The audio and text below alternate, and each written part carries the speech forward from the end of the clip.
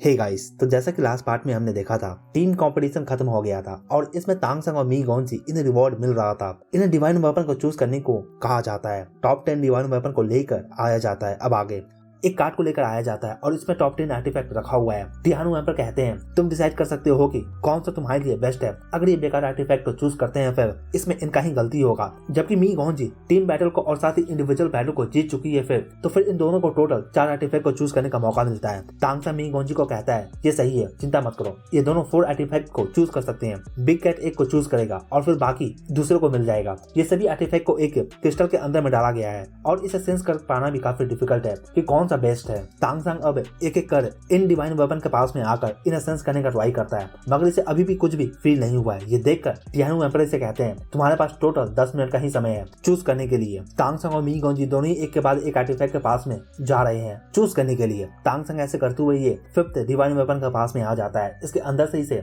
एक red colour का blade दिखता है जिससे एक तरह का एम्प्टीनेस फीलिंग भी आता है। तांगसंग अब आगे बढ़ता है और 6th वेपन के पास में आ जाता है। ये सभी वेपन एक क्रिस्टल बॉल के अंदर में कैद है और इनके अंदर में देख पाना भी मुश्किल है और इन्हें सेंस कर पाना भी, जैसे कि ये इनके लक पे ही डिपेंड करता है। 7th वेपन के पास अब तांगसंग आ जाता है और इसके अंदर में इसे पेयर ऑफ ग्लव्स दिखते हैं। थोड़ी देर ये इसे देखता है, फिर ये नेक्स्ट वन के पास 8th वेपन के पास में आ जाता है। इसके अंदर में इसे एक सॉर्ड दिखता है। इसे देखकर तांगसंग थोड़ा इसमें इंटरेस्टेड हो जाता है। फिर ये 9th वन के पास में आ जाता है। इसमें इसे पेयर ऑफ शूज दिखते हैं। इस तरह का थिंग भी काफी रेयर ऑब्जेक्ट है। इसे थोड़ा देखने के बाद तांगसंग अब 10th वेपन के पास में जाता है और इसे भी ये देखता है। इन सभी आर्टिफैक्ट को देखने के बाद तांगसंग एक बात तो समझ जाता है कि इन वेपन को इनके लिए ही बनाया गया है ताकि ये वेपन इनका हेल्प कर सके। ये total 10 divine weapon different level पे हैं और इनका काम भी डिफरेंट है। तांगसंग मी गॉन्जी को कहता है तुम्हें कुछ पर्टिकुलरली चाहिए, इस पे ये कहती है तुम चूज करो, मैं तुम पे ट्रस्ट करती हूँ। बिग कैट तांगसंग को देखता है और ये समझ जाता है कि ये ऑलरेडी चूज कर चुका है कि इसे क्या चाहिए। फिर इसके पास आता और ये तांगसंग से पूछता है जब मेरा टाइम आएगा फिर मुझे क्या चूज करना चाहिए। बिग कैट के बात को सुनकर तांगसंग से कुछ बोलता है और बिग कैट समझ जाता है कि इसे क्या चूज करना होगा। इधर तिहानु एम्पर कहते हैं टाइम खत्म हो चुका है,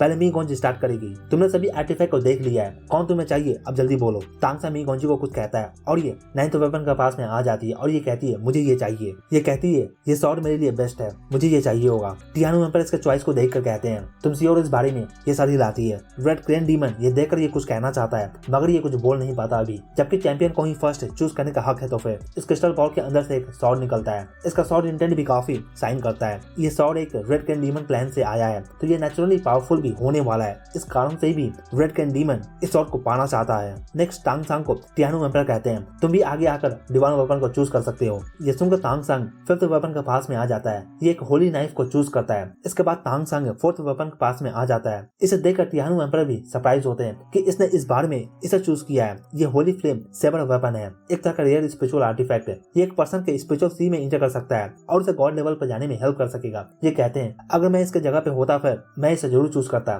तांगसंग एक बुक ऑफ प्रोफेसी को भी चूज करता है जो कि फ्यूचर इवेंट को प्रिडिक्ट कर सकता है। इस तरह का आइटम काफी वैल्यूएबल होता है। अपने आइटम को चूज करने के बाद तांगसंग साइड में आ जाता है। इधर बिग कैट आता है और डिवाइन मिरर को चूज करता है। ये देखकर तिहानु एम्पर इसे कहते हैं ये टूल तुम्हें काफी हेल्प करेगा। इसके बाद रेड कैन डीमन भी मी गॉन्जी के पास में आता और ये कहता है मैं 2 डिवाइन वेपन को चूज कर सकता हूँ, अगर तुम्हें कोई चाहिए तो बता दो, मैं तुम्हारे लिए चूज कर दूंगा, मगर इसके बदले में मुझे डिवाइन सॉर्ड चाहिए जो कि इसके क्लाइंट से बिलोंग करता है। ये सुनकर मी गॉन्जी भी सरप्राइज है और ये सोचती है इस कारण से ही सूरा ने इसे इस सॉर्ड को चूज करने को कहा था। ये काफी स्मार्ट है, एक के बदले में इसे 2 मिलने वाला है। हालांकि मी गॉन्जी इस टाइम पे इसे कुछ भी नहीं कहती कि इसे कौन सा चाहिए और कौन सा नहीं, और ना ही ये मना भी करती है। इधर तिहानु डीमन एम्पर कहता है अपना चॉइस जल्दी करो और इन्हें चूज करना पड़ जाता है। जब ये रिवॉर्ड से खत्म हो जाता है फिर ये रेड कैन डीमन तांगसंग के साइड में आता है और कहता है तुमने ये जानबूझकर किया ना। तांगसंग से कहता है जब मैं एंसेस्टर कोर्ट में आया था उस टाइम पे मैं सॉर्ड सैंड माउंटेन पे चढ़ा था और वहाँ पे मुझे टोकन भी मिला था, उससे मेरा काफी हेल्प हुआ था। इस कारण से ही मैं इस सॉर्ड को लिया ताकि मैं उस हेल्प के लिए इस सॉर्ड को एज अ गिफ्ट तुम्हें दे सकूं। और ये मी गॉन्जी के हाथ से सॉर्ड को लेकर इसे दे देता है। ये देखकर रेड कैन डीमन भी काफी सरप्राइज होता है और ये तो समझ ही नहीं पाता कि अभी हो क्या क्या, इतने आसानी से इसे ये सॉर्ड मिल गया। अब ये कहता है बदले में तुम्हें क्या चाहिए। इस पे तांगसंग से कहता है हमें कुछ भी नहीं चाहिए। मी गॉन्जी कहती है हमें कुछ भी नहीं चाहिए, हम सब सेम ही है, तो हमें फ्रेंड्स बनना चाहिए। रेड कैन डीमन भी इनके रिएक्शन से काफी सरप्राइज होता है और इसका गुस्सा भी अब खत्म हो जाता है। बिग कैट आता है और ये सभी यहाँ से निकलते हैं। बाहर आने के बाद बिग कैट कैट कहता है तुमने उसे डिवाइन वेपन क्यों दे दिया। इस पर तांग संग से कहता है ये डिवाइन वेपन बस एक टूल ही है, मगर इससे अगर उनके साथ में हमारा रिलेशन अच्छा हो सकता है फिर उन्हें देने में कोई बुराई नहीं है। आखिरकार हमें भी पावरफुल फ्रेंड्स और सपोर्ट चाहिए होगा फ्यूचर में। जबकि कंपटीशन खत्म हो चुका है, बिग कैट अभी भी यहीं पे रुकने वाला है और ये कल्टिवेट करने वाला है लैंड क्लान में रहकर। ये कहता है एक बार मैं ब्रेक थ्रू कर लूं गॉड लेवल पे फिर मैं कैडी सिटी में आकर तुम्हें जरूर ढूंढूंगा। तांग संग से कहता है ठीक है, अब ये निकलते हैं यहाँ से। टिहानु एम्परर की बात को सुनने के बाद ऐसा लगता है कि वो तांग संग और मी गॉन्जी का अगेंस्ट में जरूर प्लान कर रहा है। तांग संग कहता है हम दोनों को निकलना होगा यहाँ से। तुरंत पीकॉक डेमन किंग भी इनके पास में आ जाते हैं। ये कहते हैं जल्दी करो, हमारे पास समय नहीं है, हमें निकलना होगा यहाँ से। तांग संग कहता है हमें जल्दीबाजी नहीं करना चाहिए, जो डिवाइन वेपन हमारे पास में है इसका हम यूज कर सकते हैं। अगर हमें डेमन एम्परर रैंक के मॉन्स्टर को रोकना है तो फिर हमें काफी केयरफुली काम करना होगा। तांग संग कहता है ट्रस्ट में, मैं अपना लाइफ और मी गॉन्जी की लाइफ को खतरे में नहीं डाल सकता हूँ। ये सुनने के बाद पीकॉक डेमन किंग भी तांग संग के साथ में इसको होटल के रूम में आ जाते हैं। यहाँ पे आने के बाद तांग संग कहता है हमें कुछ देर के लिए प्रोटेक्ट करे। तांग संग कहता है उन्हें लग रहा होगा कि हम पहले ही निकल के भाग जाएंगे तो फिर वो हमें जरूर अभी ढूंढ रहे होंगे। तांग संग और मी गॉन्जी दोनों ही भाग कर बैठ जाते हैं और ये अपने डिवाइन वेपन को निकालते हैं। दोनों होली फ्लेम नाइफ को देखते हैं। तांग संग कहता है ये काफी अच्छा वेपन है, तुम्हें अपने स्पिरिचुअल सी में इसे ऐड करना होगा जिससे तुम्हें काफी पावर बूस्ट भी मिलेगा। तांग संग इसे होली नाइफ पे अपने आंसू को डालने को कहता है, अपने स्पिरिचुअल सी में खींचने को कहता है। ये कहती है दूसरा तो मैं कर लूंगी मगर मैं रोऊं कैसे, मुझे तो अभी रोना भी नहीं आ रहा, तो मेरा आंसू कैसे निकलेगा। तांग संग कहता है बस सोचो कि मैं इंजर हूँ और मैं मरने वाला हूँ। ये सुनकर ये कहती है क्या बकवास कर रहे हो, ऐसा मत बोलो। ये कहती है मैं इस तरह तो रो नहीं सकती हूँ। इस पर तांग संग से कहता है फिर ठीक है, मैं तुम्हें एक स्टोरी सुनाता हूँ। तांग संग कहता है एक समय की बात है, एक वर्ल्ड में एक लड़का और एक लड़की रहा करती थी। दोनों ही बचपन से एक दूसरे के साथ में थे और एक दूसरे को चाहते थे। लड़का उस लड़की के बालों को कंघी किया करता था। जैसे जैसे वो बड़े होते गए उनके बीच में दूरी भी कम होता गया और वो दोनों लव रिलेशन में आने लगे। मगर एक एडल्ट बनने से पहले इन दोनों को अलग होना पड़ा और उस टाइम पर जब ये दोबारा से मिले फिर इन पे काफी पावरफुल एनिमी ने अटैक कर दिया। इसका कारण से वो लड़का उन्हें रोक ना सका, लेकिन वो लड़का अपनी लवर को मरते दम तक प्रोटेक्ट किया, तब तक जब तक कि उसके बॉडी में उसका आखिरी सांस चल रहा था। उस सीन को देखकर लड़की के मन में एक प्रॉमिस याद आया कि उस लड़के ने उसे कहा था कि ये मरते दम तक उसे प्रोटेक्ट करेगा। उस लड़के ने कहा था अगर किसी को भी उस तक पहुंचना होगा तो फिर उससे पहले उसके डेड बॉडी से गुजरना होगा, और उस दिन भी हुआ वही, वो मारा गया। उस लड़की ने देखा कि वो लड़का अपने प्रॉमिस को पूरा किया है और वो लड़की भी उसे डीप लव किया करती थी। उसके कारण से वो भी सेम थिंग की, उसने अपना सब कुछ सैक्रिफाइस कर दिया उस लड़के के लिए, उसे सेव करने के लिए। ये सुनकर मी गॉन्जी भी रोने लगती है। ये अपने आंसू को कंट्रोल नहीं कर पाती और उसका आंसू होली फ्लेम नाइफ पे आकर पड़ता है। इधर तांग संग भी ये स्टोरी को सुनाते हुए रो रहा होता है। देखते ही देखते अब ये नाइफ है काफी ज्यादा जलने लगता है। इसका होली फ्लेम निकल कर सामने आता है और ये मी गॉन्जी के स्पेशल सी में इंटर पूरी ही जगह को आग लगा देता है। ये होली फ्लेम नाइफ मी गॉन्जी के इमोशन से फ्यूल हुआ है तो ये नेचुरली काफी पावरफुल भी होने वाला है। होली फ्लेम नाइफ के कारण से मी गॉन्जी का स्पिरिचुअल पावर कंडेंस होता जाता है। इससे इसका स्पिरिचुअल पावर और भी पहले से स्ट्रॉन्ग होता है। ये आर्टिफैक्ट सिर्फ एक पर्सन के कॉम्बैट एबिलिटी को इंक्रीज नहीं करता बल्कि उसके स्पिरिचुअल पावर को भी इंक्रीज कर देता है, जैसे कि तांग संग के साथ में हुआ था स्काई ब्रेकिंग हैमर के टाइम पे। जब ये इसे अपने स्पिरिचुअल सी में डाला था तो फिर मी गॉन्जी के स्पिरिचुअल सी में रेड लाइट फ्लैश करता है। इससे ये डिवाइन नाइफ भी काफी सेक करता है, मगर फिर ये थोड़ी देर बाद स्टेबल हो जाता है। इधर तांग संग भी इसके स्पिरिचुअल सी में चेंजेस को फील करता है और सोचता है इस डिवाइन नाइफ में आंसू को ऐड करने से ये और भी पावरफुल हो चुका है। इधर पीकॉक डेमन किंग ऑलरेडी एक बैरियर को लगा चुके हैं। इससे किसी को भी पता नहीं चलेगा कि इस रूम के अंदर में क्या हो रहा है। जब ये भी यहाँ पे एनर्जी को फील करते हैं फिर ये भी यहाँ पे आकर देखते हैं और देखते हैं कि मी गॉन्जी के बॉडी के अराउंड अमिथी कॉइन फ्लोट कर रहा है। ये देख कर कि ये अमिथी कॉइन के साथ में प्रैक्टिस कर रहे हैं ये काफी हैरान होते हैं। जबकि पीकॉक डेमन रेस भी इतना ज्यादा अमीर है मगर फिर भी ये अमिथी कॉइन को यूज कर कल्टिवेट नहीं कर सकते हैं क्योंकि ये काफी कीमती होते हैं और इस कॉइन का यूज किया जाता है एक गॉड लेवल फाइटर के थ्रू अपने सेंसेस को कल्टीवेट करने के लिए। ये भी जानते हैं कि डेमन एम्परर भी इसका यूज करते हैं कल्टीवेशन करने के लिए, मगर ये एक बार में 10 ही कॉइन को यूज करते हैं। इधर तांग संग एक बार में ही 50 इमिटी कॉइन को यूज कर रहा है। इसे ये भी सरप्राइज है तांग संग इस टाइम पे इस एनर्जी को काफी एब्जॉर्ब कर रहा है और ये फील कर सकता है कि इसका स्पिरिचुअल कोर में ये एनर्जी आकर एब्जॉर्ब हो रहा है। हालांकि ये काफी केयरलेस नहीं हो सकता है, ये जानता है कि पीकॉक डेमन किंग भी यहाँ पे हैं, तो फिर ये इनके सामने में एक्सपोज खुद को नहीं कर सकता। तांग संग फील कर सकता है कि इसका सेंसेस भी ओपन हो रहा रहा है इस एनर्जी से। इस कारण से तांग सांग का डिवाइन सेंसेस भी रिकवर हो जाता है और रिकवरी भी काफी फास्ट है। हालांकि तांग सांग अभी गॉड लेवल पे नहीं है, लेकिन इसका रिकवरी काफी फास्ट है और एनर्जी एब्जॉर्प्शन भी फास्ट है। टोटल अभी 200 एमएटी कॉइन ये कंज्यूम कर लेता है। इसमें से टोटल 90% तांग सांग ही कंज्यूम करता है और 10% सिर्फ मी गॉन्जी कंज्यूम करती है। इधर तांग सांग का स्पिरिचुअल सी पहले से अब डबल हो जाता है, जिससे इसका स्पिरिचुअल पावर भी पहले से डबल हो चुका है। अब ये रुक जाता है और ये ज्यादा एब्जॉर्ब नहीं करता है। ये जानता है कि अब इसका इफेक्ट इसके ऊपर और ज्यादा नहीं होने वाला जब तक ये गॉड लेवल पे नहीं चला जाता। तांग सांग अपने स्पिरिचुअल सी के चेंजेस को फील करता है। इधर मी गॉन्जी भी फील करती है कि गॉड लेवल पे जाने से पहले इसका स्पिरिचुअल पावर इतना ज्यादा स्ट्रॉन्ग हो चुका है। ये सोचती है इस कारण से ही सूरा इतना ज्यादा स्ट्रॉन्ग भी है। ये अपने स्पिरिचुअल सी में डिवाइन होली नाइफ को भी फील कर सकती है कि ये इसके सेंटर में लोकेटेड है। मी गॉन्जी सोचती है कि जब से ये एंसेस्टर कोर्ट में आई है, इसका कल्टीवेशन भी काफी इंक्रीज किया है और ये सब सूरा के कारण से ही हो सका है। अगर ये इसके साथ में रहती है फिर ये आसानी से गॉड लेवल पे भी चली जाएगी। ये सोचती है सूरा इतना काइंड इसके लिए क्यों है और उस स्टोरी में लड़का और लड़की का क्या हुआ था। ये इस स्टोरी के एंडिंग को भी जानना चाहती है। इधर पीकॉक डेमन किंग भी इस रूम में आने के बाद शांत हो जाते हैं और सोचते हैं सूरा ने यहाँ पे रुकने का प्लान सही बनाया था। अगर ये उस टाइम पे भागते फिर इन्हें एनिमी भी टारगेट कर सकते थे और ये पकड़े भी जाते हैं। हालांकि ये जानते हैं कि जबकि ये उन्हें अब तक नहीं मिले हैं, वो सोच रहे होंगे कि हम अभी भी एंसेस्टर कोर्ट में ही हैं। अभी काफी सारे काउंटर मेजर के बारे में सोचते हैं कि ये क्या क्या कर सकते हैं। टाइम ये पास करता जाता है और तांग संग मी गॉन्जी दोनों यहाँ पे अपने कल्टीवेशन से उठ जाते हैं और ये बाहर आते हैं। तांग संग अब कहता है पीकॉक डेमन किंग से अब रेडी हो जाते हैं, अब हम यहाँ से निकलने वाले हैं। इस पे ये कहते हैं तुम्हारे पास कोई आइडिया है यहाँ से निकलने का। तांग संग कहता है लिंक से चैम्बर ऑफ कॉमर्स को आप कांटेक्ट करो और उनसे कुछ थिंग्स को मंगा लो। ये इन्हें एक लिस्ट देता है। ये एक लॉन्ग डिस्टेंस टेलीपोर्टेशन फॉर्मेशन को क्रिएट करेगा। इससे ये ज्यादा दूर टेलीपोर्ट तो नहीं कर सकेगा, मगर ये इस जगह से तो निकल सकेगा और फिर आगे टेलीपोर्टेशन का यूज कर जाया जा सकता है। तुरंत पीकॉक डेमन किंग भी अब इस काम में लग जाते हैं। इधर तांग संग रूम में जाकर सर्कल को ड्रॉ करना स्टार्ट कर देता है। जब ये वापस आते हैं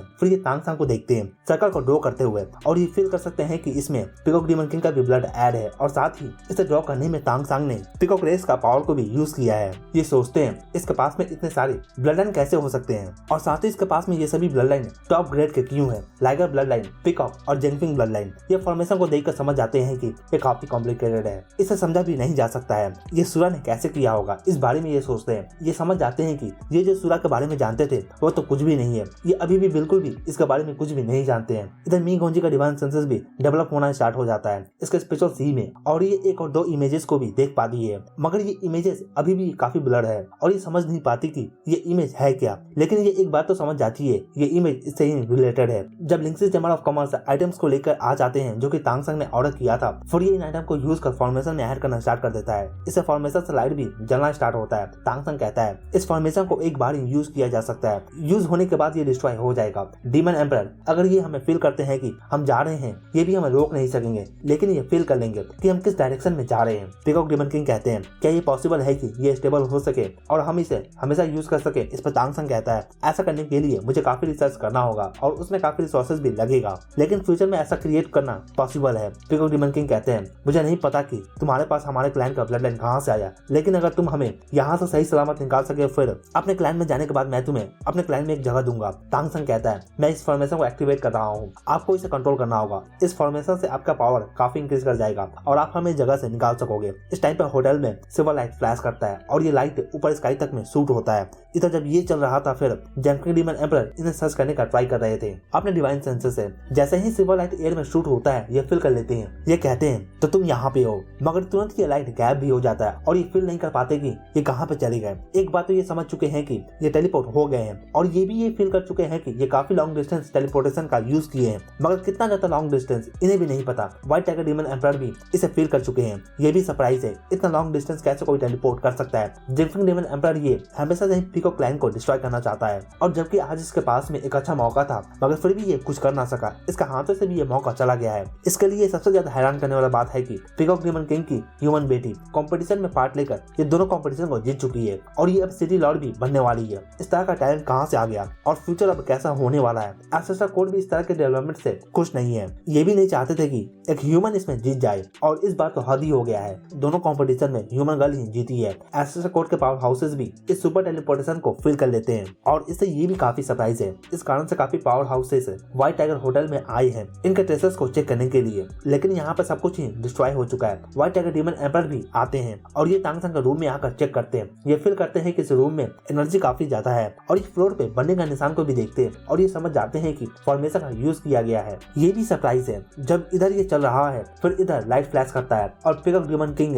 तांग संग और मी गॉन्जी को पोर्टल से निकाल कर सामने आते हैं। इस तरह का एक्सपीरियंस पिकॉक डेमन किंग के लिए भी पहली बार है, मगर ये इसे काफी खुश भी है। इनके लाइफ में फर्स्ट टाइम ये जीना चाहते हैं और ये फ्यूचर को देखना चाहते हैं। ये सोचते हैं अगर मैं इस तरह के स्पेस पावर को फील कर सकता हूँ तो फिर मैं शायद फ्यूचर में डीमन एम्परर भी बन सकूंगा। हालांकि ये जानते हैं कि ये पॉसिबल नहीं है, ये और ज्यादा जी नहीं सकेंगे। तांग संग कहता है हमें जल्दी रिकवर करना चाहिए, अभी भी हमें काफी आगे तक जाना है, यहाँ से निकलना होगा। 1 घंटे के बाद अब पिकॉक डेमन किंग भी रेडी हो जाते हैं जाने के लिए और ये इन्हें रेडी होने को कहते हैं। जबकि मी गॉन्जी कंपटीशन को जीत चुकी है फिर इसे सिटी में लेकर जाना जरूरी है। ये कैरी सिटी की ग्लोरी बन चुकी है, जब ये जाएंगे फिर वहाँ पे आसान होगा इसे सिटी लॉर्ड के पोजीशन पे बैठाना। अब जैसे ही पिकॉक डेमन किंग ये पोर्टल को ओपन करते हैं इन्हें आवाज सुनाई देता है, रुक जाओ, डार्क डीमन एम्परर आ चुका है। ये वही है जिनके ग्रैंडसन को मी गॉन्जी ने काफी सीरियसली इंजर कर दिया था कंपटीशन में। इन्हें देखकर ये सभी भी काफी सरप्राइज है। जिंग फेंग डीमन एम्परर जो कि 9th रैंक पे हैं, ये dark demon emperor 6th rank पे आते हैं, तो ये काफी पावरफुल होने वाले हैं। पिकॉक डेमन किंग भी कहते हैं तुम्हें हमारे लोकेशन का कैसे पता चला? इस पर डार्क डीमन एम्परर कहता है तुम्हें पता होना चाहिए कि तुम्हारे लॉन्ग डिस्टेंस टेलीपोर्टेशन से भी तुम ज्यादा दूर नहीं निकल सके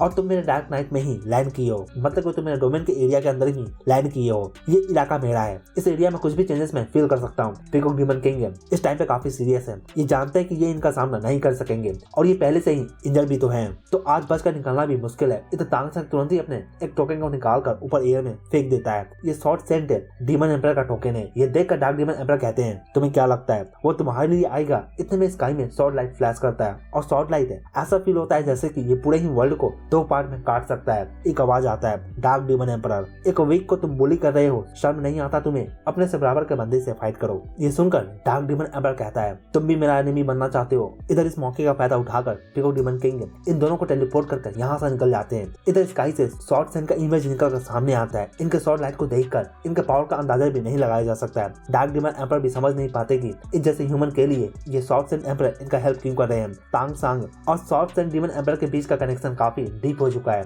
तभी तो इसके पास में ऑलरेडी 4 टोकन है इनका। इधर सिल्वर लाइट फ्लैश करता है और ये काफी दूर तक आ चुके हैं, लेकिन अभी भी ये कैरी सिटी से काफी दूरी पे है। यहाँ पर निकलते ही तांग संग शॉर्ट सेंट के टोकन को लेता है मी गॉन्जी से और ये टोकन को ऊपर एयर में फिर से फेंक देता है। अभी भी ये डार्क नाइट डोमेन से बाहर नहीं निकला है। शॉर्ट लाइट फ्लैश करता है। शॉर्ट लाइट फ्लैश करते ही डार्क डीमन एम्परर कहता है, डार्क डीमन एम्परर आते हैं और ये कहते हैं कब तक तुम बच सकोगे इस टोकन का यूज कर करके। शॉर्ट लाइट फिर से इसे रोकता है। इधर पिकॉक डेमन किंग वापस से पोर्टल को ओपन कर इन्हें इस जगह से निकाल देते हैं। फिर वापस से तांग संग 3rd टोकन को भी निकालता है और ऊपर एयर में फेंकता है। इस बार शॉर्ट सेंट का पावर ऊपर स्काई में दिखता है, पहले से और भी ज्यादा पावरफुल है। ऊपर स्काई में रेड किंग डीमन एम्परर का इमेज भी बन जाता है और ये शॉर्ट से अटैक कर रहे हैं, पूरे ही नाइट स्काई को डिस्ट्रॉय कर रहे हैं। पिकॉक डेमन किंग भी ये देखकर सोचते हैं एक उम्मीद तो है कि हम इस सिचुएशन से भी बचकर निकल सकते हैं। इस टाइम का फायदा उठाकर पिकॉक डेमन किंग रिकवर करना स्टार्ट करते हैं। किसी को भी नहीं पता कि शॉर्ट सेंट का ये शॉर्ट लाइट है कब तक काम करेगा और कब तक इन्हें प्रोटेक्ट करेगा और ये डार्क नाइट को कब तक होल्ड करके रख सकेगा। डार्क डीमन एम्परर भी इस टाइम पे काफी गुस्सा हो चुके हैं। इसने भी कभी भी नहीं सुना है कि पिकॉक डेमन रेस और शॉर्ट सेंट के बीच में कोई रिलेशन भी है। ये देखते हैं कि तांग संग एक और शॉर्ट टोकन को फेंक देता है और फेंकते हुए ये कुछ कहता है और पहले से और भी ज्यादा पावरफुल शॉर्ट सेंट अपीयर होता है। इसका फायदा उठाकर ये फिर से टेलीपोर्ट होते हैं। इस बार पिकॉक डेमन किंग को भी पता है कि शॉर्ट सेंट का पूरा ही टोकन खत्म हो चुका है, अब इन्हें हेल्प नहीं मिलने वाला है। हालांकि ये देखते हैं कि तांग संग के पास में अभी भी एक बचा हुआ है। ये वो टोकन है जो कि इसे माउंटेन पर क्लाइंब करने से मिला था। मी गॉन्जी भी इसे देखकर रिलीफ फील करती है। इस टाइम पर तांग संग मी गॉन्जी को गले लगा लेता है और इसके पास में आकर इसे गले लगाते हुए ये कुछ कहता है, डोंट वरी, सब कुछ ठीक रहेगा। मी गॉन्जी को इस बार ये आवाज डिफरेंट लगता है क्योंकि ये आवाज सूरा का नहीं होता। ये सोचती है इसने इस आवाज को कहाँ पे सुना है, ये किसका आवाज है। ये जाना पहचाना लगता है क्योंकि सूरा हमेशा ही अपनी आवाज को चेंज कर इसे बातें किया करता था। इधर 5th टोकन से भी काफी ब्राइट शॉर्ट लाइट शाइन करता है। तांग संग पिकॉक डेमन किंग की ओर देखकर सर हिलाता है। ये भी समझ जाते हैं कि इसका मतलब क्या है। सिल्वर लाइट फ्लैश करता है, स्पेस पोर्टल फिर से ओपन होता है और इसके अंदर ये मी गॉन्जी को पकड़कर जबरदस्ती लेकर जाते हैं। मी गॉन्जी यहाँ से जाना नहीं चाहती है और ये सूरा को छोड़कर अकेले तो जाना नहीं चाहती है। ये रो रही है, ये इसे छोड़कर जाना नहीं चाहती। इस टाइम पे मी गॉन्जी को टियानो एम्परर का कहा हुआ बात याद आता है कि डेंजर आने वाला है, अगर इस डेंजर से बच सके फिर एक अच्छा लाइफ जी सकोगे, नहीं तो फिर मारे जाओगे। तांगसंग जानता है कि अभी पीकॉक डीमन किंग का टेलीपोर्टेशन ज्यादा दूरी पे नहीं जा सकता है और अगर डार्क डीमन एम्परर को यहाँ पर रोका नहीं गया फिर जंपिंग डीमन एम्परर भी आ सकता है। इधर तांगसंग भी टिहानु एम्परर के बातों को सोचता है और ये जानता है कि इस टाइम पे ये अपने डेस्टिनी से फाइट कर रहा है। इन डीमन एम्परर के सामने ये कुछ भी नहीं है। ये ऐसा है जैसे कि एक स्टोन को अंडे से मारना। हालांकि तांगसंग फिर भी यहाँ पर रुकता है और ये फाइट करने का चूज करता है। ये तब तक फाइट करेगा जब तक कि ये अपनी लवर को सेव ना कर ले और ये अपनी लवर को सेव करने के लिए किसी से भी फाइट कर सकता है। जैसे ही ऊपर स्काई में सॉर्ड इंटेंट खत्म होता है फिर जोरदार धमाका ऊपर स्काई में होता है और गोल्डन लाइट फ्लैश करता है। इसके कारण से पूरा ही स्काई फ्लक्चुएट करना स्टार्ट कर देता है। तांगसंग के आई से गोल्डन रे ऑफ लाइट भी शूट होता है और जैसे ही ऐसा होता है फिर एक स्ट्रेंज ऑरा निकलकर सामने आता है। एक फिगर स्काई में अपीयर होता है। ये फिगर पूरा ही 100 मीटर बड़ा बनकर सामने आता है स्काई में। इसके आते ही काफी एनर्जी रिपल्स भी आते हैं। इस फिगर के कारण से डार्क डीमन एम्परर भी काफी चिल फील करते हैं, मतलब कि ये भी